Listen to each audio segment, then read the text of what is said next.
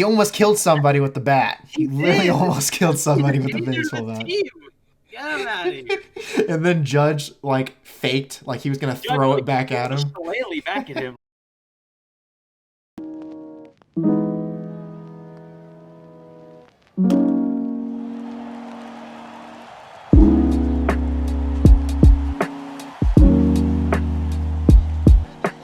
What is going on, ladies and gentlemen? My name is Dillard, bringing you guys another podcast. This is the Yankee Way podcast number 3. I'm here with my co-host John again, and there's not a whole lot of stuff to talk about, but we're going to talk about it anyways, and I want to stay consistent with these podcasts and, just obviously remain consistent until the regular season hits and give you guys as much content as we can until the regular season, because there's not going to be like a ton of content, but we're going to try anyways. But I think the number one thing that we should talk about, and probably the most important thing to talk about, is the pitching lately. It's been pretty good. Let's talk about Lucas Luetge. I actually pronounced that right this once. Is it Luetge or Luetge? Luetge. I was wrong the other day. Luetge? Lucas Luetge? Okay. Because Luetge. every time I try to pronounce his last name, and even when I spell his last name, it's like him, and I still cannot without looking it up. It's so sad, but I cannot. No, not him.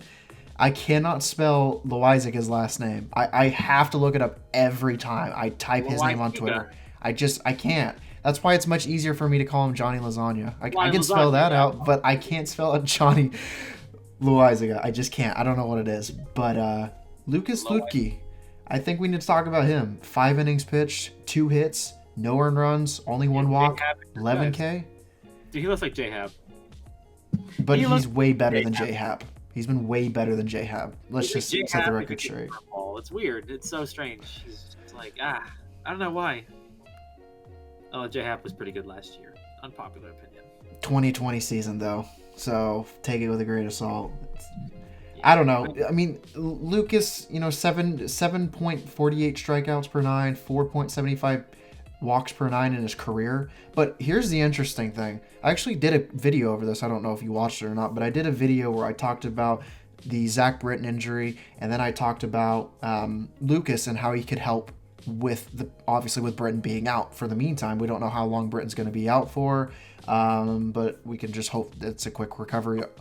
Obviously, because Britton is one of the most underrated relievers in the league, one of the best relievers in the league. I don't think I have to tell you that. You know that. Most of Yankee Nation knows that as well.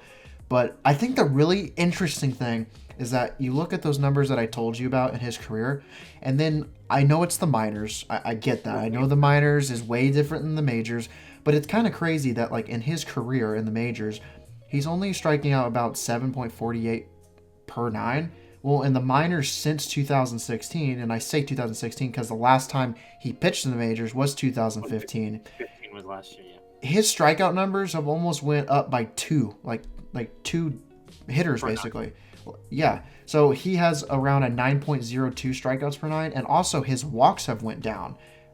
Instead of walking 4.75 batters per 9 or whatever you want to call it, he's only going down to a 3.86 now. So I've noticed that, yes, it is the minors, but, since coming back into the league and being in the minors since 2016 compared to his career where the last time he's pitched in the majors was 2015, his numbers are looking really good. It looks like to me, I don't know what it is in particularly, because StatCast, with the fact that the last time he's pitched in the majors, because it was since 2015, right?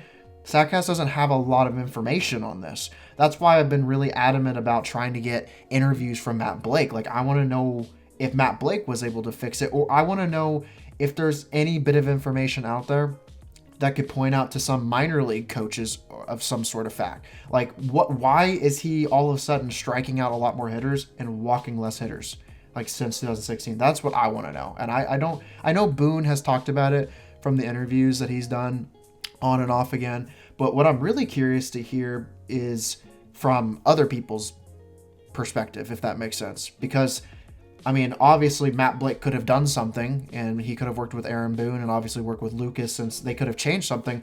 But it's also it's like I said, it's a whole minors thing. It's been going on. These numbers changed since 2016, so I almost don't even feel like it's a Yankee thing. I feel like it's something that had to do with whatever happened in the minors. That's why I'm like, I would like to have more information about it.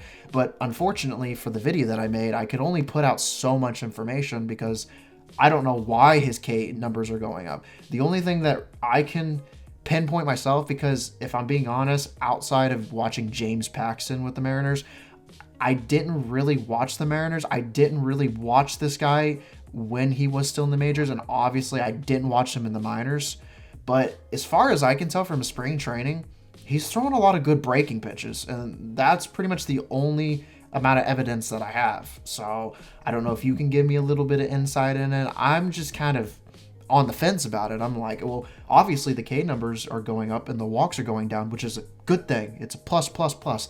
Can't complain about it. But I would love to go a step further and actually figure out why this is occurring.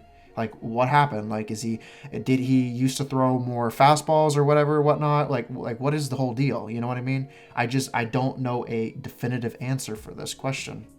I can't give you like exact numbers, but like this is the land where we throw high fastballs and bury curveballs. So I mean, like we do that with everybody. Like that's what we want to do.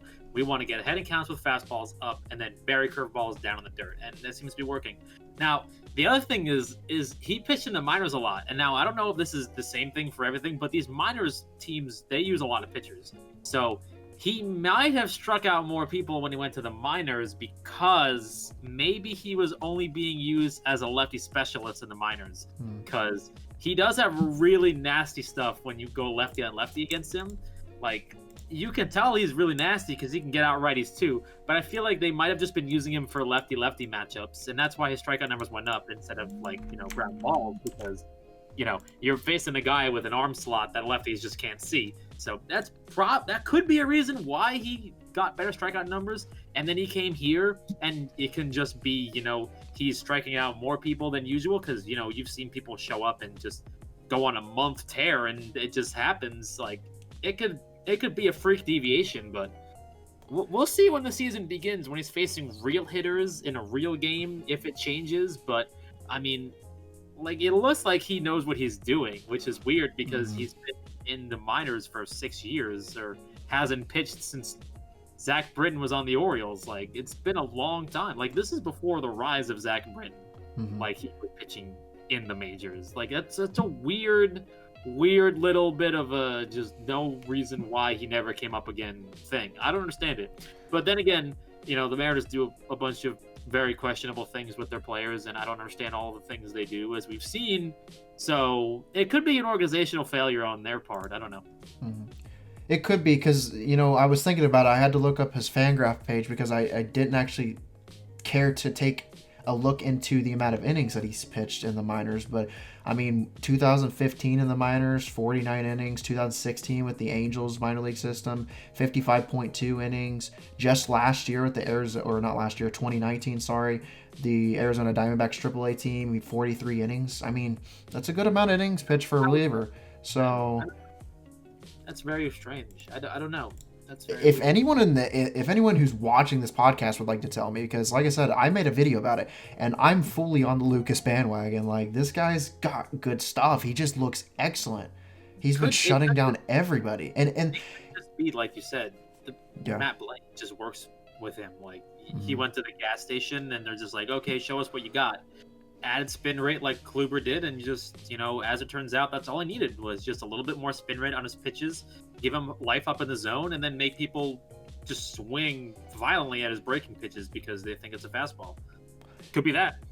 And keep in mind, too, it's like, I know some people I've seen on Twitter, it's like, well, is it a fluke? It's spring training. You can't really take it literally. But at the same time, one of his 1-2-3 innings, which included 3 strikeouts, so struck out all the people that he faced in one of the specific innings against the Phillies, included Andrew McCutchen, Didi Gregorius, and Bryce Harper. That's not anything to be phased about. You know what I mean? Like, that's a tough lineup. That's a good lineup right there. Like, but at the same rate, like, it is still spring training. Like, I don't know what they're working on. Like, Bryce Harper isn't sitting here trying to hit potatoes to the moon right now. Like, he could be working on something else, like keeping his hips closed. which he always seems to have struggles with, he flies open and he's all sorts out of whack. Same thing with McCutchen and Didi. I mean, Didi's got a contract. He doesn't have to prove anything to anybody. Like, he could probably just be working on their timing. Like, yeah, you never know. He might just be really good at messing with people's timing. It could be that too. But I'm not saying that, he's going to fail. Mhm. These are all good things. Like, it's good signs. But I want to see him pitch in a real game. I don't know where he's going to pitch. I don't think he fills Zach Britton's hole. I think maybe you see him come in, maybe like in the 7th inning. Maybe you move everybody back. Like, maybe you have him in the 6th if you need to, or if you need to give Justin Wilson a day off, you have him pitch there, and then he bridges to like Green and Chapman behind him, and that's probably what you use him for. But I don't see him getting any like crazy high leverage situations right out of the gate. I mean, like I said, this is a guy who, like, the last time that he pitched, I was 3 years out of high school. Like, that was a long time ago. I'm old. All right, so outside of Lucas, I think someone else that we need to talk about is Mike Ford. No, we're not talking about Mike Ford. Stop it. He almost killed somebody with the bat. He really almost killed somebody with the baseball bat. Get him out of here. And then Judge like faked, like he was gonna throw it back at him. Shillelagh back at him, like, bruh. Take your bat. Stop flinging it out of the dugout. Come on, man. Hold on to your bat. You're gonna need it to strike out later. All right. Anyways, let's talk about Kluber and Taillon. I think these guys are very interesting now. Kluber, the last time he pitched, 4 innings, 4 hits, 2 earned runs, 0 walks, 2 strikeouts. Kluber's one of those guys. He's never gonna walk anyone. He just doesn't walk people. And he hits them with pitches. Yeah, that's a different story. That's a different story. O'Day is also a setup guy too now. We have so many. But like, I think the thing that I really liked about Kluber was like, 2 earned runs. It's what it is. It's and 4 innings pitched. But I think the thing that Kluber really did well is obviously I think he's painting the bottom portions of the strike zone very well. He was mixing his pitches very well. And his velocity looked great. I thought his velocity, especially on a lot of his breaking pitches, like his curve and his cutter, just looked really good. It was basically in an area where I want to see it at, and I wanted to see that moving forward. And then the one thing that I wanted to talk to you about, and I'll have to show you the video later, and I'm gonna put the video in this podcast so people can tell me if they disagree or not. But there was a specific strikeout that Kluber had where it looked like a cutter.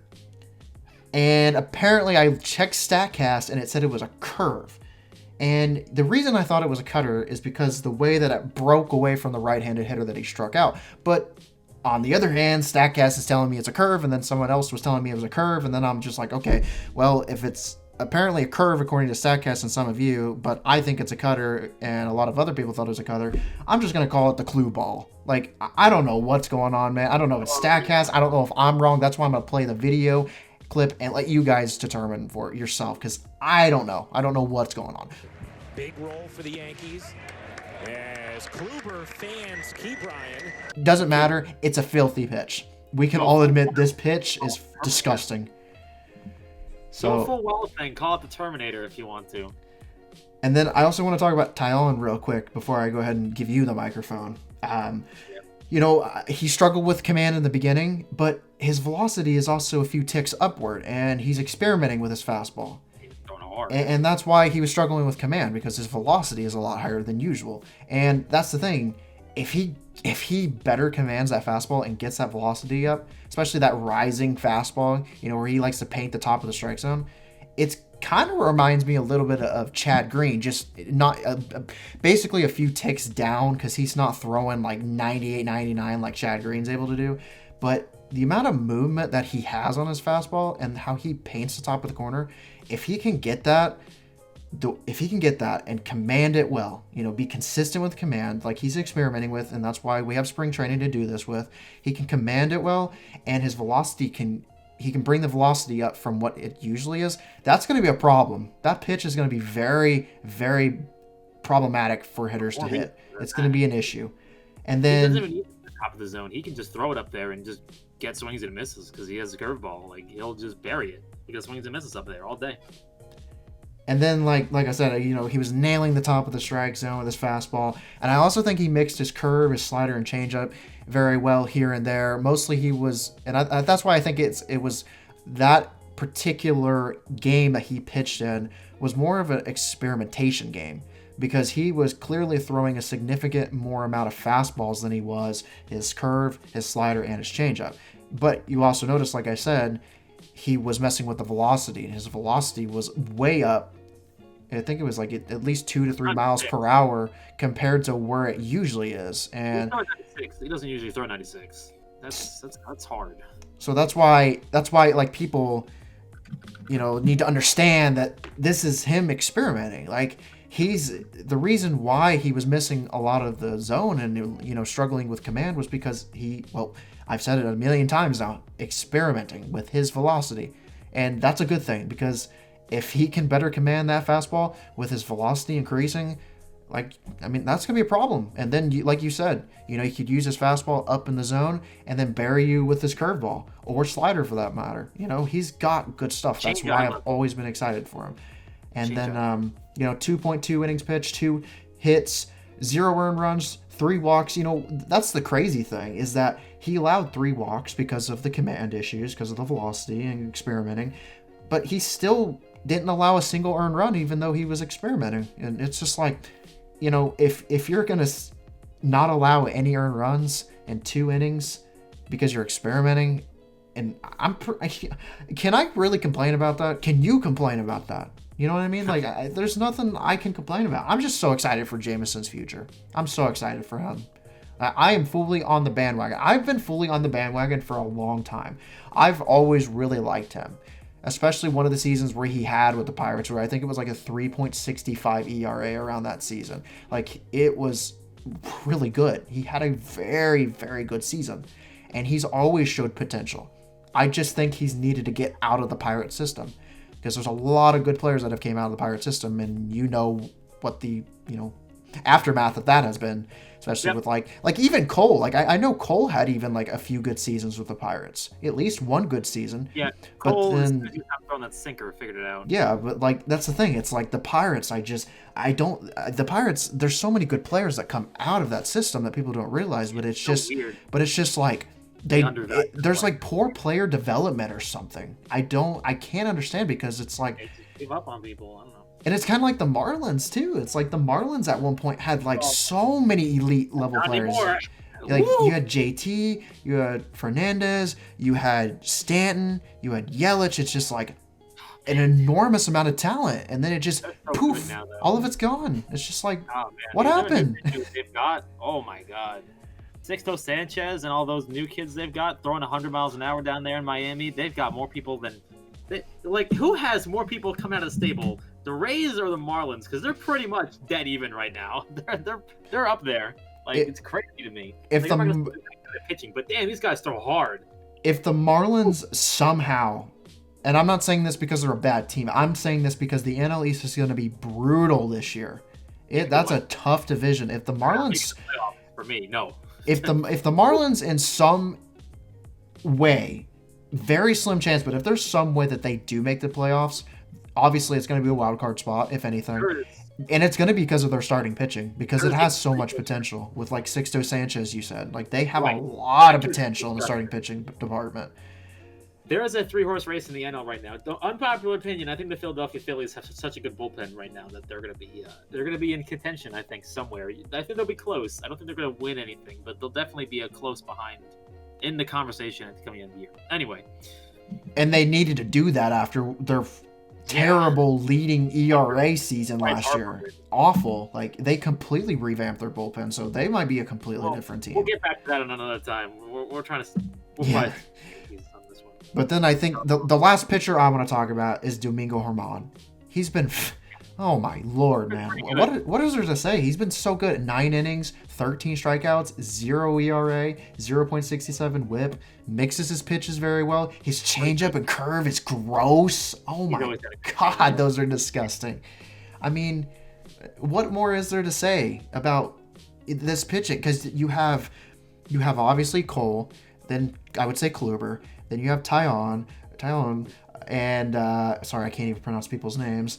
Then also, you don't even have Sevy back, but when you get Sevy back, and if he's healthy, like if Sevy's going to be a 3 or 4 guy, like that's That's insane. You know, it's between him and Jameson. He comes up. And then you have, I think it should go Montgomery. You could argue Montgomery and Herman battling for that 5th, 6th spot. Obviously, I think both of them are going to be the starting rotation. And, you know, you can occasionally bring Devi Garcia up throughout some games occasionally, especially doubleheaders, you know, because he still has options. And It was Cole, Tyone, Kluber. Cole, Kluber, Tyone. Yeah, Kluber, Who's Tyone. fourth? 4th.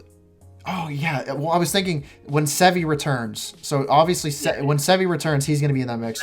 So in that case, I would say probably Cole, Kluber, Jameson, probably Montgomery, Herman. And then if you want to run a 6-man rotation, you go with Garcia. Nah, I'm not running a 6-man rotation. Then if you want to run a 5-man rotation, then there you go. You just cut Garcia off there.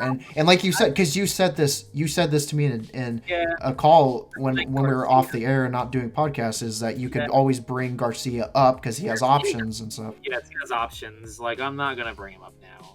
I love the kid. He pitches very well, but like, service time is like, I'm not trying to manipulate his service time, but like, take advantage of the fact that he has options. Like, don't take that for granted. Like, if he has options, option him, and then you can always bring him up later just in case. Like, he's there, he's fine. I mean, I'm cool with Cole, Kluber, Tyone, Herman, and then like Montgomery as a 5 for now. And I'm cool with that. Like I love Garcia, but you know, he's the only one of that group that has options, and I think you have to take advantage of that in this league we have now, where our roster is pretty much going to be maxed out, and you need to take advantage of that, I think. I agree. I mean, what you do with Montgomery. And I mean, like you're battling for a 4 or 5 spot between Domingo Herman and Jordan Montgomery. It doesn't matter which one of those guys is the 5th starter. That's really good to have as a 5th starter without having Severino. You know, when was the last time we saw Montgomery? And also, you need Montgomery too because you need a lefty. And Montgomery, if he gets that curveball working, he's on. Like when he's on, he's on. He looks great.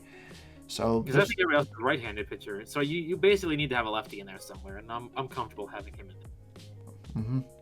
We'll see. He removed Tommy John, so I'm sure we'll see what he's got of full potential this year if he shows up. We'll see. Real quick, in two minutes or less, I wanted to ask you about this real quick as a final thing to our podcast. Is Tauchman going to be on the bench for opening day? Yeah. Okay. Because a lot of people have told me that it's about Gardner and him, and I'm like, why would you want to start Gardner over him, whose defense is declining? Tauchman is younger and has more upside, and if you look at his predictions from 2021 to 2023, which I have on Fangraphs, he is obviously supposed to be a more win player. He's supposed to contribute more wins to the Yankees than Gardner. Now it's like predictions. Okay, you can only take those with a grain of salt. Doesn't mean it's literally going to be that, but it doesn't change the fact that Tauchman has more upside than Gardner. Like you said, Gardner's an inch away from 40. He's 37, I believe. 30. And his defense has been on the steady decline over the last 3-4 years. Because I don't like the guy. Like, I love Gardner. And I think that he's going to be tremendous. But, like, you don't want to be the guy that... Okay, so let me put it to you this way. You don't want to have the guy a year too late. You'd rather cut him a year early than have him be here a year too late. You don't want to keep him here when he's just going to do, like, be on the wrong side of 40 and taking at bats away from people who probably are coming up in the world. Like, Mike Tauchman might be entering his prime right now. And I think last year was a fluke. And I think that he has much better defensive abilities than Gardner does right now. I mean, Gardner was the Gold Glover a long time ago, but Gardner's been slowly getting negative D-WAR year after year after year. I mean, every time I see him dive for a ball and left and the ball gets by him, I lose a couple years off my lifespan. It's just, I'm tired of seeing it. He has a noodle arm now. Let's be real here, people. You're not kidding. Like especially the last few years, it's been pretty. Like, obviously, he's made some really great catches here and there, but like as far as his arm is concerned, his arm strength has been brutal to watch. Like, it's just not fun. Just not fun. It seems like Gardner, more than what most outfielders do, is throw directly to someone's glove. He tries to bounce it off the ground, and I'm like, why? Like what is going on? As a player, he's a contact hitter who tries to leg out ground balls and he runs around. I mean, like, and he's 37. Like, for anybody out there who is 37, I want you to imagine that you're back in gym class like 20 years ago and you're trying to run the mile run. You're gonna be like unconscious on the ground at your age in like 3 laps. Really, like I love the guy. I like him. I love his spirit. He's a cool dude. He's a great player, a great competitor, and he's always defied the odds. But like, let's be real here. Mike Tauchman is at least 10 years younger than him. Yep. And at this point in his career has a better glove. And I would like to say that he's coming into his own hitting wise. Alrighty. Well, that's about it. Ladies and gentlemen, that's all the time that we have, unfortunately. I hope you guys did enjoy the podcast. We'll definitely do more and hammer more into future topics in the future. But if you guys did enjoy the podcast, I know we're cutting it kind of short right now. Yeah. But if you guys did enjoy the podcast, definitely leave a like down below. Definitely tell us what we can do better. Ask us questions of what you want to learn from us in the future. And we will see you guys later.